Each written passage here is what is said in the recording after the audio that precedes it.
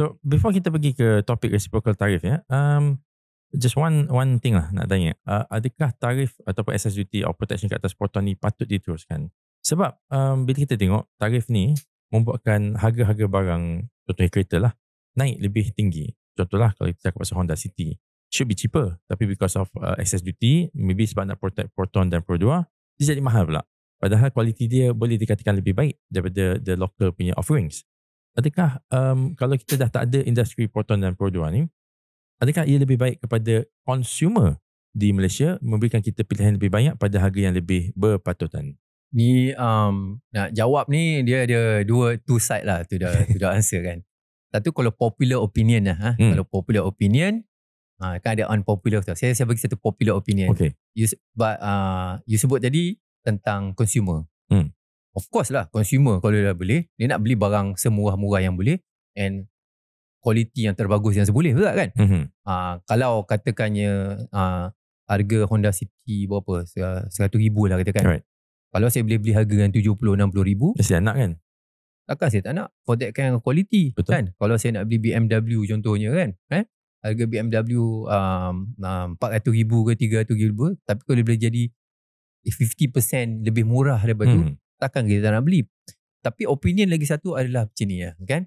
Industri automobil di Malaysia ni seperti saya cakap tadi pasal tarif adalah dia memang dah melibatkan banyak infrastruktur, banyak facilities, in terms of apa gitu, banyak pekerjaan, peluang-peluang pekerjaan, right? Saya kata tadi saya lagi spare part, buat plastik, buat ni apa semua, dah memang orang kata pun dah establish situ. So kalau you tarik ini semua, and suddenly orang boleh lambakkan kereta di Malaysia ni, and of course Proton, Pro 2 akan affected lah, right?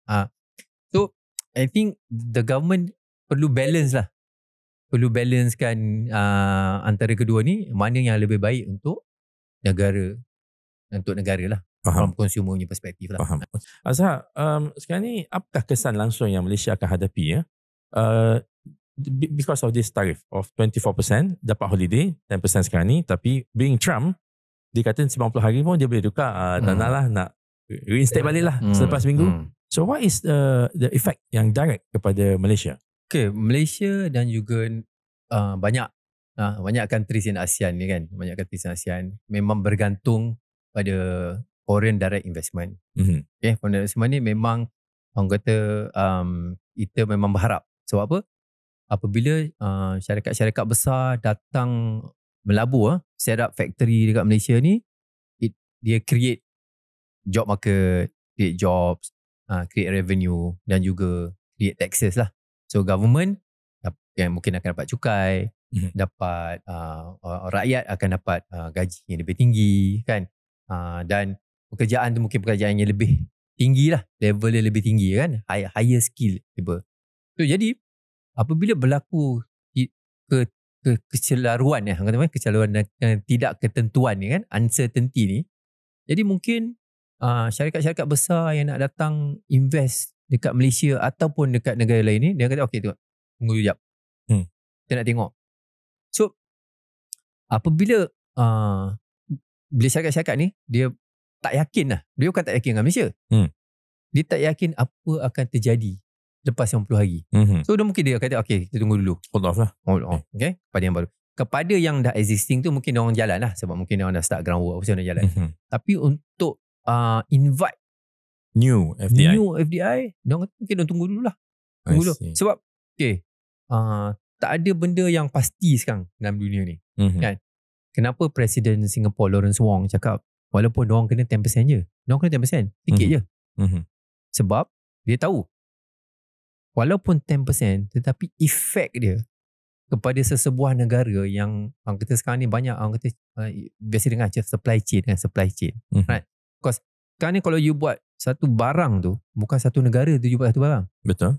Dia banyak-banyak negara lah. Banyak negara supply. So kalau satu negara ni affected, so negara lain dia tak boleh dapat parts tu. Kan? Kalau satu negara tu decide tu kata okay, aku terpaksa tutup lah kilang ni, sebab sekarang ni aku tak boleh nak jual sana, tarif kita terlalu tinggi sangat. So it will affect the other country juga kan.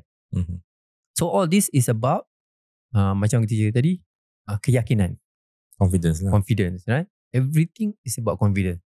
Saya nak cakap dengan podcast ni pun saya kena ada confidence. Kalau saya tak ada confidence, saya tak datang. Betul tak? So analogi dia sama lah. Kalau saya tak ada confidence, saya tak boleh cakap, right? Syarikat-syarikat besar ni, dia nak datang sini, dia kena ada confidence. Dia kena ada confidence dengan leadership of the country. Okay, sekarang ni aku confident. Aku confident dengan your prime minister. I confident dengan you punya politik. I confident politik you stable. Okay, itu satu. Dia ada banyak lah benda checklist nak je. yes. Checklist je. Tapi in this situation, the checklist macam tadi Azhar dia sebut pasal the politik, everything nampak macam stable. Tapi sekarang ni yang imbalancekan dia atau unstable-kan dia adalah the policy yang dikenakan kepada kita lah, macam this tarif. So dalam situasi yang macam tak menentu sekarang ni, apakah langkah terbaik ataupun kewangan yang bijak yang boleh diambil oleh rakyat? Macam contohlah kita orang biasa yang mendengar podcast ni pun pendengar Financial Faiz, yes betul.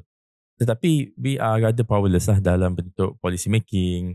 Yang tu kita serahkan kepada our leadership lah, PMX dan juga Tengku Zafrul insyaAllah.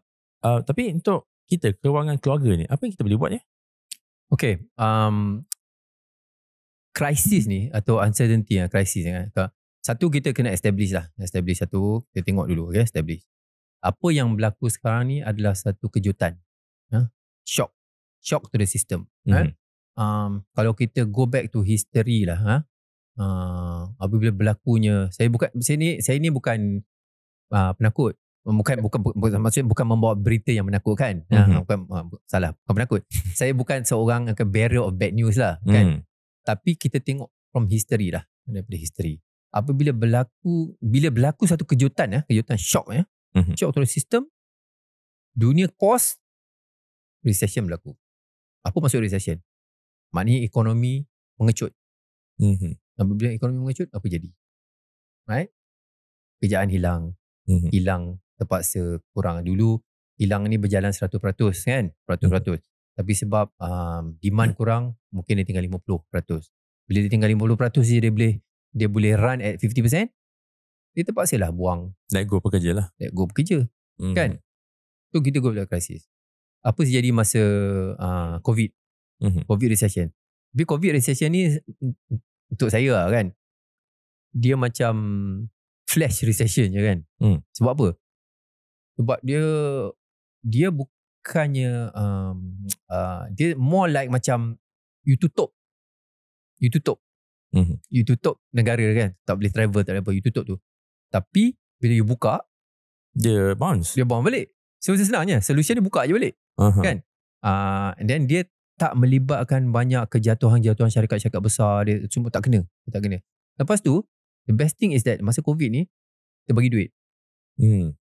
Orang kata the biggest stimulus ever in US, in Singapore dan Malaysia juga kan. Kita bagi duit. Kerajaan bagi duit. Kerajaan bagi duit. Kita bagi untuk stimulus lah. Untuk supaya kita belanja dan tolong rangsangkan ekonomi. Yang mana ada hutang tak payah bayar dulu. 6 bulan sampai setahun tak payah bayar. Moratorium so kan. Cash ada lah. Moratorium. Okay. The previous crisis before that, global financial crisis 2008. Betul. 2008 ni berlaku start daripada kat US lah. US bila dia orang punya banking, dia ada satu orang kata banking crisis, bank dia pun tutup, macam Lehman Brothers semua tutup. Dia affect semua. The subprime crisis. Subprime crisis, dia effect semua. Dia effect semua, termasuklah kat Malaysia. Jadi kita pun, bila diorang recession, kita recession sebab apa? Kita pun terkucil sebab apa? Sebab diorang yang beli barang banyak. Betul. Kan? Betul. Balik kata kan. So sekarang ni, bukan saya nak jadi bearer of bad news lah. Tapi kalau pelabur ataupun corporation kurang keyakinan, termasuklah kita dua orang ni pun. Contoh yang dulu kan, ekonomi, orang kata ekonomi cantik apa semua kan, jadi kita pun belanja, kita pergi holiday, kita go staycation. Tapi tiba-tiba Azhar datang kat podcast, dia kata korang kena hati-hati sikit. Faiz pun kata korang kena hati-hati. Tiba-tiba orang yang dalam bilik ni semua decide kami tak nak belanja. Right? Confidence. So confidence, keyakinan ni yang sangat penting sekali. So dia akan jadi, orang kata domino effect lah. Bila orang tak ada confidence, dan suddenly orang tak nak beli because dia rasakan akan berlaku recession. Jadi dia tak nak beli. So balik pada tadi soalan you, okay, apa kita perlu buat? Right. So whether the global economy will go into recession, kita tak tahu.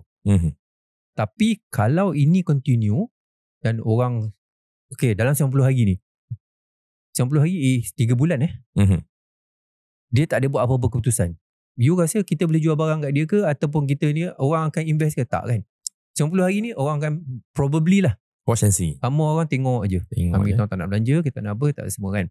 So dia akan kata apa, what do you call this, dia akan fit into itself lah. Betul. Kan, fit into itself kan. Automatically 3 bulan ni akan, mana tahu tiba-tiba kita keluar tengok sebenarnya recession dah 3 bulan ni, sebab orang kita tak nampak barang bergerak pun. Betul. Okay. Right. Dan hari ni punya news kata China